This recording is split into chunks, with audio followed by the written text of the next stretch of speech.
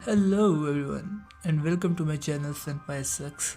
And आज हम लोग जिस करेक्टर के बारे में बात करने वाले हैं वो ना तो कोई ईसा का ही करेक्टर है, ना उसके पास कोई गॉड गिफ्टेड स्ट्रेंथ है, ना उसके पास कोई ऐसी एबिलिटी है। The only weapon he has is his mind, and वो उसको बहुत अच्छे से इस्तेमाल करना भी जानता है।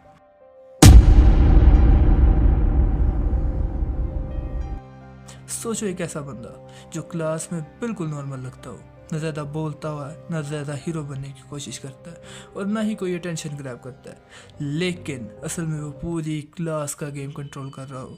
यही है आयानो कोजी कियोतो, क्लासरूम लाइट का वो करेक्टर जो दिखने में सिंपल है लेकिन दिमाग के मामले में वो सबको पीछे छोड़ चुका है। आज हम बात करेंगे आयानो कोजी मास्टरमाइंड क्यों कहते हैं, एंड आयानो कोजी सबसे ज़्यादा डेंजरस कैसे है।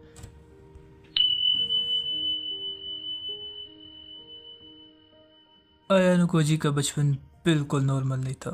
उसको वाइट रूम नाम से एक सीक्रेट ट्रेनिंग सिस्टम में पाला गया था।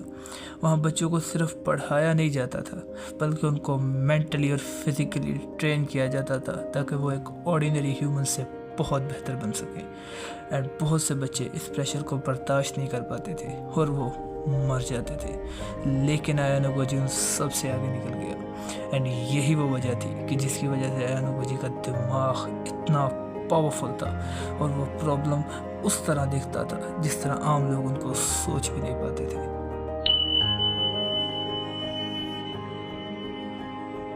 हर मास्टरमाइंड मैनिपुलेटर को लोगों को समझना आना चाहिए और इस काम में आयानो कोजी एक्सपर्ट है। उसको पता चल जाता है कि किस वक्त किस इंसान को किस चीज़ की ज़रूरत है और वो किस चीज़ से डरता है और किस चीज़ के लिए वो किसी भी हद तक जा सकता है। और वो इसी नॉलेज का यूज़ करके या कहो कि मिस यूज़ करके लोगों को इन्फ्लुएंस कर लेता था, उन्हें अपने जाल में फंसा लेता था। और मज़े की बात ये थी कि कुछ लोगों को तो पता भी नहीं चलता था कि उनको मैनिपुलेट कर लिया गया है। उनको लगता था कि वो अपने डिसीजंस खुद ले पा रहे हैं, जबकि वो आयानो कोजी के प्लान का पार्ट बन के रह जाते थे।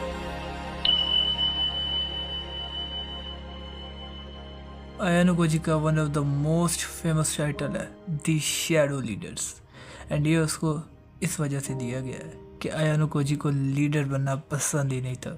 उसको स्पॉटलाइट नहीं चाहिए थी। वो पर्दे के पीछे रह के काम करने वाला इंसान था। वो चाहता था कि क्रेडिट बेशक कोई और ले जाए, उसको इस चीज़ से कोई फ़र्क नहीं पड़ता था, उसको सिर्फ रिजल्ट चाहिए था।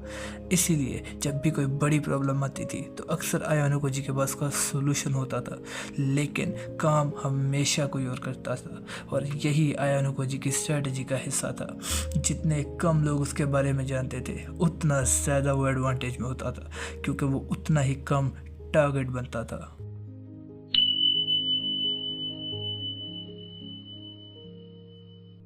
आयानो कोजी के करेक्टर से हमें एक बहुत इम्पोर्टेंट लेसन मिलता है कि हर जंग को ताकत से नहीं जीता जा सकता। कई बार सबसे बड़ी पावर तुम्हारा दिमाग, पेशेंस और सेल्फ कंट्रोल होता है। अगर तुम हर सिचुएशन में खुद को काम रखना सीख जाओ और लोगों को समझना सीख जाओ और सही वक्त का इंतज़ार करना सीख जाओ तो तुम ज़िंदगी की बहुत सी गेम्स को ईजीली जीत सकते हो। आयानो कोजी इसलिए ख़ास है क्योंकि वो सबसे ज़्यादा शोर मचाने वाला नहीं बल्कि सबसे ज़्यादा साइलेंटली काम करने वाला इंसान है, और वो साइलेंस में सबको मात देने का दम रखता है।